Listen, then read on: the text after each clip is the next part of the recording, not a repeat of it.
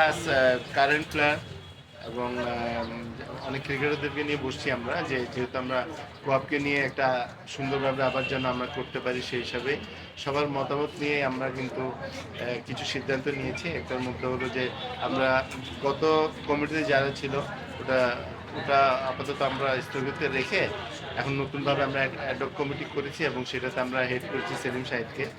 তার সাথে আমাদের ডিভিশনে যতগুলো ক্যাপ্টেন আছে এই মুহূর্তে যারা, ওদের নিয়ে আমরা অ্যাডহক কমিটি একটা করেছি। সেটার মধ্যে হলো সেলিম সাহেদ আছে, রাহুল আছে, নান্নু ভাইকে রেখেছি, আমরা সুমন আছে এবং দেবু, এই 5 জনকে নিয়ে এবং বাকি 8টা ক্যাপ্টেন, 8টা ডিভিশন থেকে 8টা ক্যাপ্টেন নিয়ে আমরা একটা মানে 8টা যে টিমের যে ক্যাপ্টেন আছে ওদেরকে নিয়ে আমরা একটা অ্যাডহক কমিটি করেছি এবং এরা ফিউচারে সিদ্ধান্ত নেবে আমরা কিভাবে কি করবো। এবং বাকিটা যেহেতু আমরা হেড করেছি সেলিম সাহেবকে ইলেকশন টেলিকশন ব্যাপারে, ও আপনাদেরকে এক্সপ্লেন করবে। জি, আপনি অ্যাডহক কমিটির প্রধান, আপনার প্ল্যানিংটা কি আসলে? কতদিন লাগবে সবকিছু গুছিয়ে এনে নির্বাচন দেওয়া, কি প্রক্রিয়া নির্বাচনটা হবে? দেখুন, যে কোনো জিনিসেরই একটা প্রসেস আছে। আমাদের ফার্স্ট জিনিস এটা হচ্ছে যে আমাদের কনস্টিটিউশনটা একটা স্ট্রাকচারের ভিতরে ফেলতে হবে, যেখানে প্রসেস কন্ট্রোল থাকবে, যে প্রসেস অনুযায়ী যাতে চলে, যাতে কেউ আমরা আজকে এক্স আছি কালকে আমরা থাকবো না, যারা কারেন্ট খেলছে তারা 2 দিন পরে এক্স হবে। সো আমরা সিস্টেমটা ডেভেলপ করার চেষ্টা করব, কনস্টিটিউশনটা আপগ্রেড করার চেষ্টা করব। কারা ভোটার সেটাও কিন্তু আমাদের ক্লিয়ার গাইডলাইন্স নাই, সেই জিনিসগুলো আগে গ্রো করা, যাতে আমরা একটা গাইডলাইন্স ক্রিয়েট করতে পারি ফর নেক্সট ইলেকশন। এবং এটা করতে 3 মাসও লাগতে পারে, 6 মাসও লাগতে পারে, বাট যত তাড়াতাড়ি সম্ভব আমরা জিনিসটা এক্সিকিউট করার চেষ্টা করে ইলেকশন দেওয়ার একটা পদক্ষেপ নেওয়ার চেষ্টা করব। That is our plan initially. President তো মানে সাবেক প্রেসিডেন্ট, যেহেতু আপনারা ভেঙেই দিয়েছেন, তিনি তো 6-7 মাস ধরে নেই, অ্যাক্টিভ না। আসলে তিনি না থাকার পরেও কি আসলে প্রসেসটা কি, যেহেতু ভেঙে দিয়েছেন আপনারা?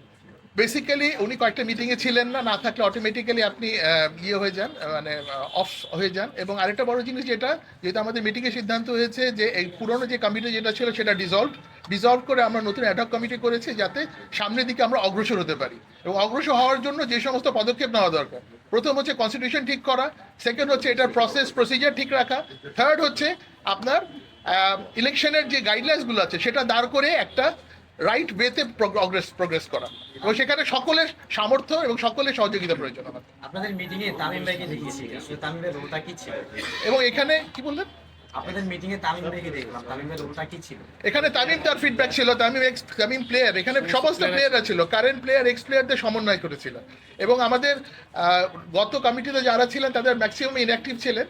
প্রেসিডেন্টও রিজাইন করেছেন এবং আজকে আমাদের যে জেনারেল সেক্রেটারি ছিলেন দেবু, উনিও অ্যাকসেপ্ট করে নিয়েছেন, নিজে থেকে অ্যাকসেপ্ট করে নিয়েছেন যে উনি ডিসকন্টিনিউ করছেন। তা আমরা নতুন কমিটির মাধ্যমে জিনিসটাকে আবার সামনের দিকে এগিয়ে নেওয়ার চেষ্টা করব। কোয়াব তো ক্রিকেটারদের স্বার্থ নিয়ে কাজ করে, ভালো মন্দ সমস্যার সমাধান।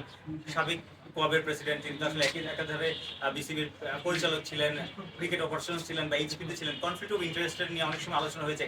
এবার আপনাদের প্ল্যানটা কি আসলে? আমরা তো স্বার্থটা সেভাবে কাজে দেবে না। আমরা এই বিষয়গুলো আলোকপাত করব এবং সেটার আলোকে আমরা কনস্টিটিউশনটা একটু ঢালাইভাবে সাজানোর চেষ্টা করব, যাতে একটা ট্রান্সপারেন্ট সিস্টেম গ্রো করে।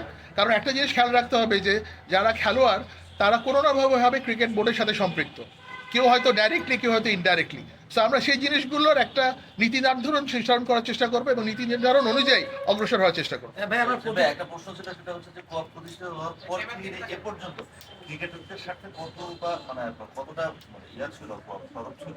আমরা লাস্ট বিপিএলও দেখেছি ক্রিকেটাররা যখন বেতন পাচ্ছেন না, পাচ্ছেন না, এইখানে খুব একটা দেখুন, আমরা চেষ্টা করব যতখানি স্ট্রংলি জিনিসগুলো হ্যান্ডেল করা যায়। আর একটা জিনিস কি, দেখুন, কেউ পারফেক্ট না, সবাই সবার দিক থেকে চেষ্টা করে। যারা আগে ছেলেছেন তারা তাদের মতো চেষ্টা করেছেন, সামনে যারা আসবেন তারাও তাদের মতো চেষ্টা করবেন। বাট আমরা যে জিনিসটা চাই যে গাইডলাইন্স তৈরি করে দেওয়া, একটা স্ট্রাকচার তৈরি করে দেওয়া, যে সিস্টেমের ভিতরে থেকে অর্গানাইজেশন গ্রো করে। Thank you.